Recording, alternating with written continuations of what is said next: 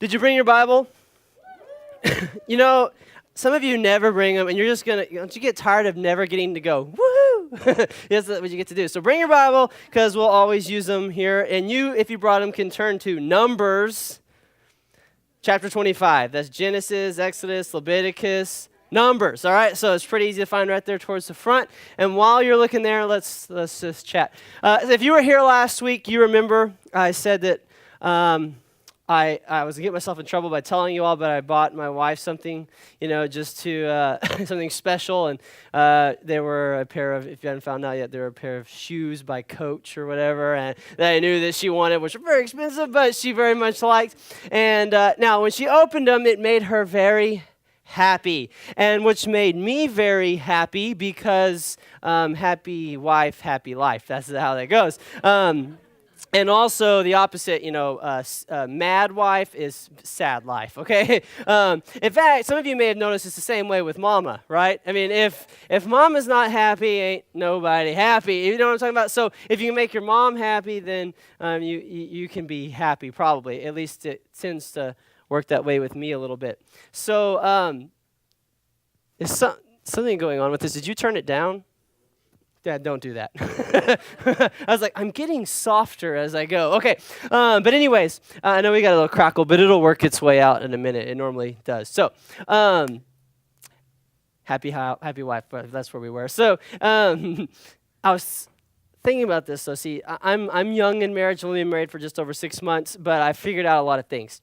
You got to figure out in any relationship what makes them happy and do as much of that as you can, and what makes them mad, and do as little as that as possible, okay? I've learned some of the things that make my wife mad. Like, for example, when I'm in a room and she's not, hiding behind the door and waiting until she comes in and going, hey, right behind her back, does not like, because she doesn't like being scared, okay? So I don't do that one anymore. She doesn't like it when I finish a box of cereal and put it back in the cabinet. I don't know why she didn't like it, but anyway, she doesn't like that, so I don't do that one anymore. What else? She doesn't like it when I throw my clothes down all over the floor, although I still do that one. I got to work on that one. But, so I figure out the things she doesn't like, and I try not to do those. And then I figure out things she does like, and I try and do that as much as possible, like randomly showing up with flowers, right? Random compliments, all that kind of stuff. I figure out what she likes, and I do as much of that as possible. And you do this in your relationships and your friendships. If you're smart, you do this like with your parents or your mom. It's like, okay, mom likes this, I'm going to do it, and that way I can go out on Friday night, right, or go out and do this. Mom doesn't like this, I don't want to be grounded, so I'm not going to, y'all play this game. Okay, you understand what I'm talking about. You even do it with your friends, probably, you want to make your friends happy, not mad. Some of you know what makes your brother or sister mad, so you do it as much as possible. You got that one backwards, but you wonder why y'all are always fighting. But I was thinking about this. Do we know what makes God happy? Like, if you know what makes other people happy, and you try to do that, have you ever thought about trying to make God happy, trying to please God? Or what about this? What makes God mad? Oh, you definitely don't want to do that one, right? Because, if Mommy ain't happy, you're not happy. What if God's not happy? Okay, I don't think, so we definitely want to make him mad. And so, have you ever thought about that? And how can we please the Lord? How can we make him happy? Now, last week we started reading this verse in Ephesians, and I didn't know it was going to turn into this, but we're actually going to spend last week, this week, and next week talking about this. And then we're going to jump into a series on the Bible. And if you think the Bible's confusing, you're not alone, okay? So don't feel bad. We're going to try and make it less confusing in that series, but we'll be there in a little while. So we're in Ephesians chapter 5, and we'll be into Numbers 25 in just a minute if you turn there. If you're like really good at finding stuff fast, you can go to Ephesians also, but it'll be up here. And we read this verse, okay? It says, "For you were once darkness, but now you are light in the Lord." Now, all this means when it says you were once darkness, okay? Darkness, he's talking to Christians, okay? He says you were once darkness. So basically you were not, once you weren't saved, okay? You used to be in sin. You used to be unforgiven of your sin, okay? You were darkness. Now you are light. Now you are saved. Now you are forgiven. You are free from sin. You're not bound to sin, okay? And then he says this very important phrase, live as children of the light. Because you have a choice when you give your life to God to live as light, which you are, or to live as darkness as you were. Does that make sense? You can either live in light and be free of sin and free of all that, or you can live in darkness and you can be slave to sin and just, why would anyone want that? So it says, live as children of light. You have a choice how you live, and it begins when you become a Christian. When you get saved, you become the light. But it doesn't end there. You have to continue to make a choice to live as children of the light. But we stopped there last week. We're going to go on just a little bit further because he gives us some more instruction. And so let's take a look. He says, and find out what pleases the Lord. Okay, we already talked about this. Okay, just like I try to find out what makes my wife happy, you need to find out what makes God happy. And that's like a lifetime deal, by the way. You're always learning and you're always growing in that. Okay, keep going. He says, have nothing to do with fruitless deeds of darkness, but rather expose them. Now, I highlight deeds of darkness because you read that and you're like, what? Okay, that's okay. I used to do that too. What? Deeds are actions. They're what you do.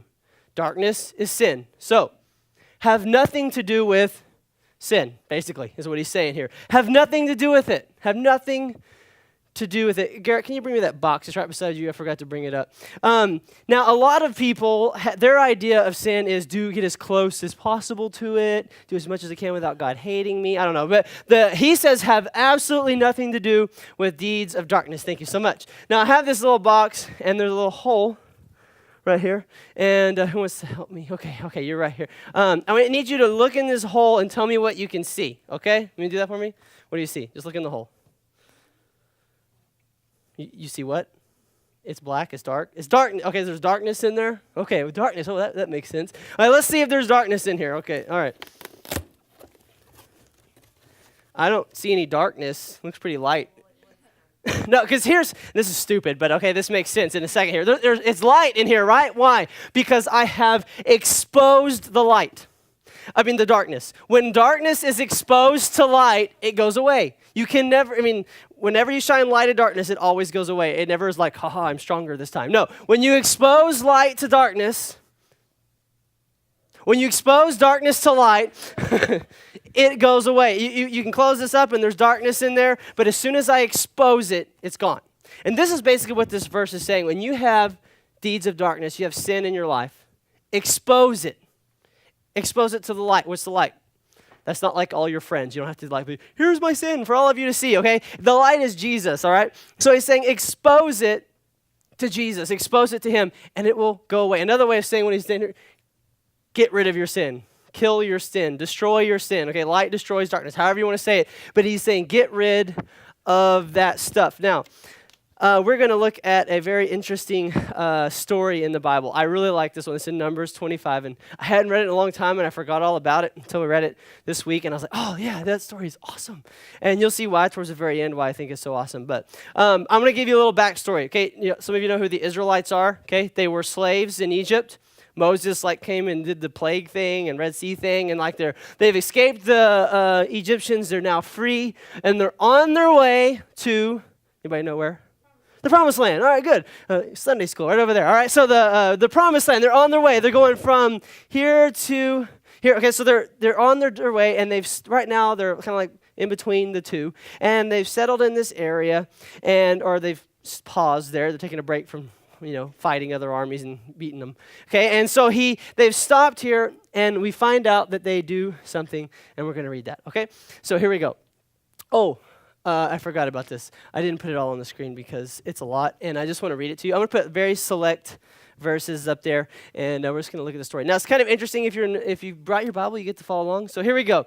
While Israel was staying in Shittim, the men began to indulge in sexual immorality with the Moabite women. Okay, so the men, they've started to sleep with the women of this other country, okay? And it says, who invited them to the sacrifices of their gods. The people ate and bowed down before these gods. So Israel joined in worshiping Baal Peor. Okay, so basically, they have sinned in multiple ways. Number one, they're not supposed to eat food sacrificed to other gods' idols. They did that. They slept with women that weren't their wives. They slept with people from other cultures, which they weren't allowed to do. And they worshiped, they bowed down to other gods. Like that one's in the Ten Commandments. Multiple of those are in the Ten Commandments, okay? They were doing wrong. They were doing, how about that, deeds of darkness, okay? They were definitely involved in that. And then I want to show you this one verse, and I want to explain it to you a little bit later, but what it means for us. But it says, and the Lord's anger burned against them.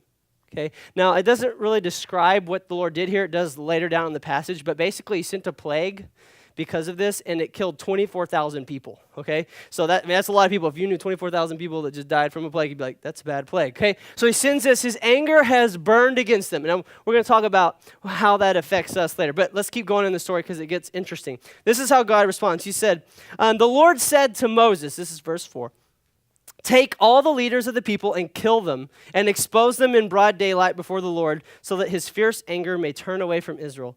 So Moses said to Israel's judges, each of you must put to death those of your men who have joined in worshiping Baal Peor. So can you tell that God does not like it when his people worship other gods? Okay, so they're doing this, and he tells them just take everybody that's done that, take them outside. One translation says hang them, but I don't know how they killed them. Okay, so they got rid of him. Now, this next part is where it starts to get interesting, okay? So I'm going to put it on the screen. Well, it's all been a little interesting, but this gets more interesting. So here it goes. Then an Israelite man, okay? An Israelite man brought to his family a Midianite woman right before the eyes of Moses and the whole assembly of Israel. So Moses has just gone out, and they've killed off all these people that had done this evil thing and all this, and they've just finished this. And this guy goes and gets a woman, and right in front of Moses brings her into his tent to sleep with her. Like this pagan woman, right after all this, okay? And this is Moses we're talking about, by the way, like the Moses, like the one who went and got the 10 Commandments, the one who went like this and a sea parted, okay? Personally, if a swimming pool parted, I would be impressed. But an entire sea, that is pretty crazy, okay? He did this, he did the plagues. This guy hit a rock and like thousands of gallons of water poured out of it, okay? He is the Moses. And right in front of him, he just takes this woman and it's like, I'm going to show you, I can do whatever I want, and brings her in. Now, what is interesting about this is it says an Israelite man. And why that's interesting to me is, in today's vernacular, we'd probably say a Christian man. And that this guy, he was an Israelite. That means, he had seen all the stuff that God done. He had heard the law, first of all. He knew what was right and wrong. He was an Israelite. They went to the temples. They learned. They heard this. But he had been in Egypt, most likely, when the plagues came. He was with Moses when the Red Sea parted. Okay, he had seen these great miracles. Food came down from heaven every day, and all they had to do was go outside and pick it up off the floor and eat it. Okay, there was just food. Okay, there was a pillar of smoke during the day and a pillar of fire during the night. There was like obvious signs of God everywhere. They knew who God was. Some of us are like, if I could just see one miracle, then I would really know. I could really have faith. This guy saw it every day. Can you imagine the stuff he saw? And yet he still didn't. So here's this Israelite, and you know what else? He had seen God's wrath before. There was a time when these people, there was about 250 guys. Okay, you can read it back a little ways. I think it's in Deuteronomy. They went against Moses and God.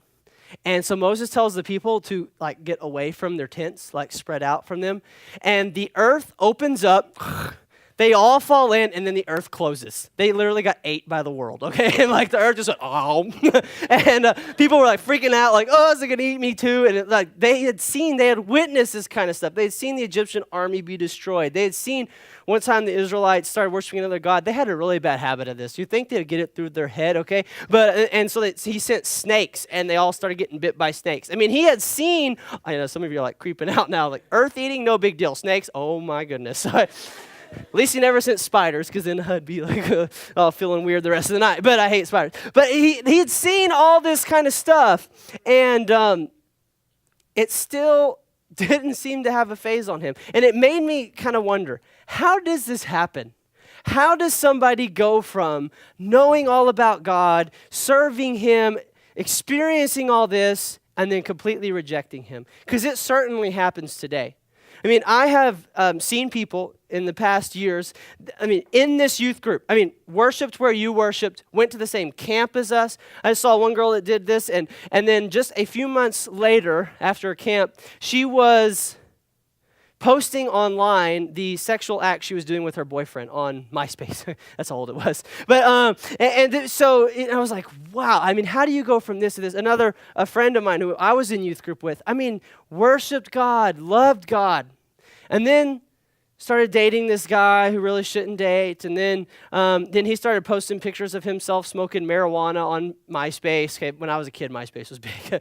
On MySpace, and then it was like, "Are you still dating him?" Yeah, I'm dating him. And anyways, it went through this thing. And he tore her away from her family, away from God. Eventually, they broke up, and it was such a bad heartbreak. Now she's dating girls, and it's just, I've seen her go from right here with God in a close relationship, worshiping right next to me, to now doesn't have a relationship with her family, doesn't have a relationship with God, doesn't have a relationship with any of her friends she used to. And I just seen how people can get so torn away, and I go, how does that happen?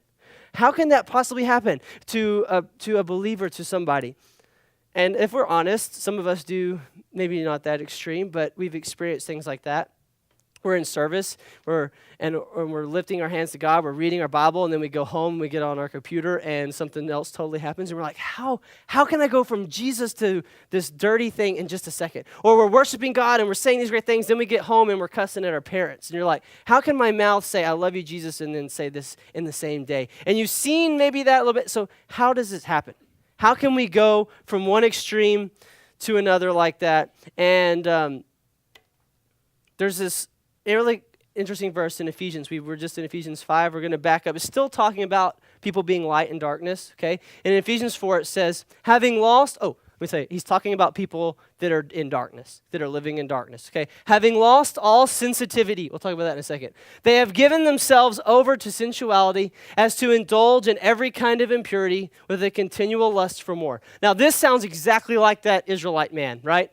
I mean, he's just completely given up. He's just completely indulging in every kind of impurity, okay? That's where he's at. How did he get there? It says, I love this. It says, having lost all sensitivity. Let me ask you a question. Have you ever had a callus? You know, like a rough spot? Like maybe you got a new pair of shoes, okay? And you were walking them in the first day. It was like, it hurts. Have you ever had that? It hurts. And then like the next day, it hurts a little bit, but it's maybe not as bad. And like after a little bit of time, it doesn't hurt at all. You get like a rough spot. My fingers on this hand, because I play guitar. Any guitar player will know this. Your left hand gets really tough on the fingertips because the guitar strings hurt. And I've got calluses right there. You begin to lose the sensitivity, and then what used to bother you doesn't bother you anymore. You may laugh at me, but I'm kind of a baby when it comes to hot tubs. I love hot tubs, okay? I love hot tubs. They're so nice and relaxed, especially when the jets are like on your back. It feels so good. But I am really a wimp when it comes to the hot water. Like I can't, like, you know, some of you just like jump right in. And like no matter how hot it is, you're just like, whoosh, I can't do that. I'm like, I'm burning alive, okay? I feel like I'm going to cook inside that thing. So like if I'm coming up to a hot tub, okay, I have to be like, I'm like, okay. And I have to go like this for a while, and then finally I get my foot in, and I'm like, and all my friends are like sitting in the water like, you're so weird. And I'm like, okay. And after a little bit, my feet feel good. And I'm like, it feels so good in there. And so I'm like, okay, next. And so I'm like getting down a little further, and I'm like, okay, I'm good, okay. And I finally, my legs start, and then finally I'm like sitting down, and eventually I'm all the way in, and I feel so good. But it takes me forever. And at first I feel like I'm burning alive. I don't know what it is. I feel like I'm going to boil inside this thing, and whatever, okay. But after a few minutes, it feels good, and it doesn't burn anymore. And I know you're like, you're so weird, but that's me, okay? And by the time I'm all the way down in, I get all the way in, then I'm totally fine. It doesn't bother me. I feel good. I really enjoy it. Now, that's kind of like sin, right, for some of us.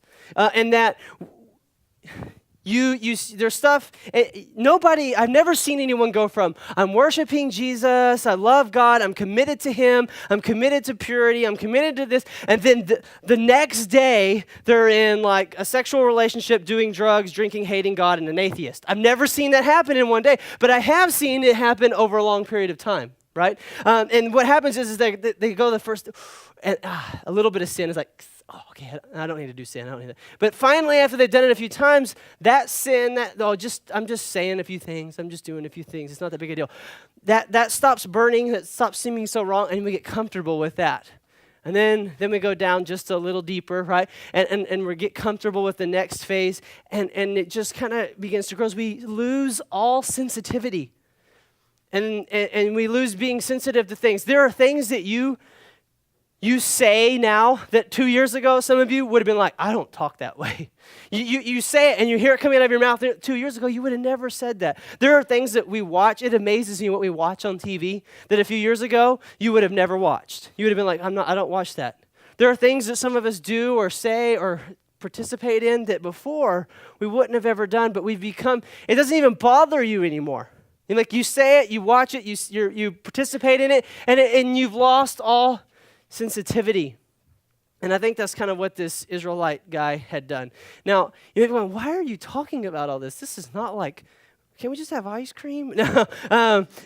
Yeah, we can have some ice cream in a minute. But here's why. Here's why. Because I hate seeing young people's lives destroyed. I absolutely hate it. I mean, that's why I'm here, is to keep that from happening for you. I hate seeing somebody who has this so much potential, so much future, so many great things in front of them, and it just go pfft.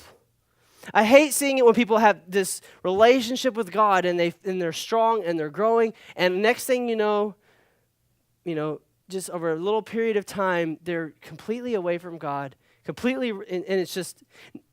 I hate sin, but you know who hates it even more? God. And I'm going to tell you why God hates it. Because he hates what it does to your life. He hates the destruction. Remember we looked at this verse a while ago? And it says, and the Lord's anger burned against them. And why was he angry? What was he angry about? He was angry about the sin because, like you, the Israelites had a great future. The Israelites were on their way to the promised land. Now, next week, I think we're going to talk about some of the awesome things that were in the promised land. You're going to be, it's going to be crazy, okay? But anyways, they were on their way there, and he had this great future. He has all this stuff planned for them. But if they continue in this, serving other gods and worshiping other gods and, sleeping with these Moabite women and doing all this kind of stuff, they're never going to experience what he gave for them, what his plans for them were. And so it made him angry. Now listen, not everybody, it's not like every man in the place was participating in wrong. He was angry at those that were doing wrong because, you know how it is, sin spreads, things like that spread, and so he became angry about that. And, well, we've talked about this verse before, the wages of sin is death. I don't want any of you to ever think anything other than that. When you have sin in your life, just like the Israelites, it's death to you. There will be destruction in your life when there's sin. And that's why God got angry. That's why God hates it. It's not because God is like the greatest, mean dad ever. I don't want you to have any fun, okay? It's he wants you to have fun, but he wants to protect you at the same time. And so, let's just ask this question and we'll finish. Because we're about to get to the cool part of the story. Y'all thought we were done with the story. We haven't even got to the good part. All right, so here's the good stuff, okay? Now, how do we keep this from happening? Now, I want you to imagine this, okay? There's been a plague in these people's life. 24,000 people have died, okay? And that's a big deal. You would be pretty sad if there's people dying all around you, okay? And there's been all this bad stuff, just like sin causes death in your life, okay? Now, so this guy goes in, he brings the woman into his tent, okay? And these people see him do it. Now, they know that this is what's causing the death. Do you think that would make you a little upset too? Not just God, but maybe you. And so this is what happens, and I love this part of the story. All right, then Phineas, now I want to make sure you're not confused. That is not this Phineas, okay? Totally different Phineas. All right, now Phineas, the real Phineas, okay, son of Eleazar, son of Aaron the priest, saw this, okay? He saw what was happening, and he left the assembly, took a spear in his hand. Now, again, I don't want you to be confused. It's not this spears, but it's one of these spears, okay? So he took a spear in his hand, saw him go into the tent, took a spear, and he followed the Israelite into the tent. Now, the guy is sleeping with the woman that he brought in, and it says he drove the spear through both of them, through the Israelite and into the woman's body. this guy's pretty awesome, all right? And the plague against the Israelites was stopped. Okay, so he comes in, these people are breaking the law, and he just stabs right through the two of them. I mean, they just took them down. Now, this is how we're supposed to treat sin. Now, let me explain. You are not supposed to find all of your friends that are sinning and jab a spear through them, okay? You will go to jail and most likely hell, okay? So that's not what he's talking about here, okay? No. All right, but this is the picture for us. This is how you treat sin in your life. Okay, the Israelites represent us, okay? Like the Israelites as a whole represent you, okay, when you read this. Okay, so you need to understand that. He's talking about how to treat sin in your life. Like you were jabbing a spear through it. Yeah, that's how you're supposed to treat sin in your life. Like, hey, I'm not having any of this. We're going to take care of it completely. Drive a spear through it. So what do we do? How do we do that? And I'm going to show you one more verse and we're done. And Tracy, why don't you come on up? It says, hate evil, hate what is evil, cling to what is good. Phinehas hated what was evil. He saw the evil that was going on. And let me ask you a question. Do you hate evil in your own life? Because I experience this sometimes with Christians. Is it's more like this. Oh, that's what I can't do, but I really wish I could. Like they see all the wrong, and the truth is they really want to, but I'm not supposed to. If you really want to be free, if you want to please the Lord, if you want to have victory over that, if you want to see sin removed from your life, if you want to live in the light and be out of the darkness, you have to change your attitude as hate. You look at it like Phinehas looked at what they were doing, because he knew because of that action, the plague was going to continue and people were going to die and he wasn't going to have it anymore. And if you can start looking at sin in your life and going, that is destroying my life, that is causing problems in my life, and I'm going to take care of that. You're going to take it in, and you're going to destroy the sin, get rid of the sin in your life. Now, there's so many practical ways that we could do this. I had a friend in college who had an addiction to pornography.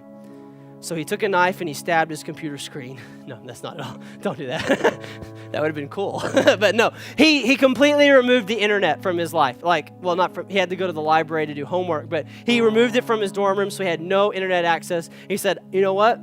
I'm going to take a spear to this, and I'm going to make sure that I don't have to struggle with this anymore, and just remove the temptation from his life. I had another friend struggle with the same thing, and instead of taking that route, he had a friend install software on his computer and on his phone to, if he ever went to any website or anything that was inappropriate, he would email his best friend and his youth pastor.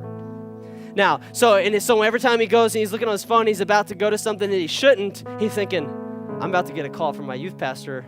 He's going to tell me the website I went to and ask me why I was looking at that. And he decided, I'm not going to go there. And so, but here's what he said is, you know what? I am not going to struggle with this anymore because I know what this will do to my life. And I know some of you think it won't cause any problems. Let me just tell you, when you decide to get married someday and you go into that, those images, they cause problems. You don't want to keep it in your life. And so he said, because all sin leads to death. All sin leads. So when you look at your life, what is it you need to get out? You know, some of you got some things that you listen to in your music, and it's got some words in it, and it used to probably bother you. I mean, you would have thought, that's wrong, I shouldn't listen to it, but now you're so desensitized to it, it doesn't bother you. Some of you need to go home and delete, like, probably every song you have. But some of you need to just delete, half your music and just get rid of it. You need to throw DVDs in the trash. You need to, some of you have to take the TV out of your room. I don't know what you got to change, but listen, take a spear to it. Get rid of it. Hate it. And you'll start to see a change in your life. Now, I know that we're all in different places when it comes to this stuff. So, let's think about it like this, like the hot tub, okay? Some of you are already up to your neck in it. Like, you've got so much sin in your life. You've got so much going on. You feel like, I'm just like up to my neck in stuff I'm doing wrong. And let me just tell you, you've gotten used to it. It doesn't even burn anymore. It doesn't even feel wrong. Let me tell you, go to the Lord and say, Lord, I need a change in my life. Bring me back into the light. And I believe he will start putting that sensitivity back in you. So when you experience those things, when you see those things, he'll start being, I hate that. I hate that. And you'll begin to root that stuff out of your life. Kill that stuff out of your life. Some of you, this is probably most of you, You're still in that stage, you're like, okay. You're just playing around with sin. We're just going and I just watch a little bit worse than I used to, or I just do a little this and a little that. And you're just a little bit of sin. And it's kind of on your feet and it's a little hot, but you're getting used to it. Listen, don't get used to sin. That's not a good thing. Oh yeah, I listen to this so often, it doesn't bother me anymore. You got something wrong, okay? That's the backwards way. We don't want to have sin not bother us anymore in our own life. I'm not talking about other people's lives. That's their business, not yours. But in your own life, when there is sin, it should bother you. I mean, it should feel like boiling water on your feet, okay? Where it's just like, I can't take this anymore. I got to get out of this. So tonight, we're just going to worship with one song. Then we're going to have some ice cream. But before we do the ice cream thing, I want us to just have a time of worship and prayer. And I just want to encourage you, if you got stuff in your life, listen, I love you. And that's the reason I want to tell you this, is because I don't want to see you go down that path of insensitivity that leads to where that Israelite man was. Because it's not a good place. But I want to see you like blessed and happy and full of the joy of God. So get the stuff out. And trust me, you'll be so happy when you do. When you're living a life that God wants you to do, I'm telling you, it's peace, it's joy, it's love, it's awesome. When you are living a life when you're afraid of getting caught, you're afraid of what they're going to say, you're afraid of is she pregnant, or you're afraid of this kind of stuff. When you're living a life of, I know God doesn't approve, I know I'm doing wrong, it's just an ickiness inside. And a fear and a worry, and just you're always on the edge of, is my life going to fall apart? That is not the way we're meant to live. But when we live according to Him and we just do what He says, it's great. So let's get this stuff out. Let's bow our heads together. We're going to pray. I'm going to pray over you.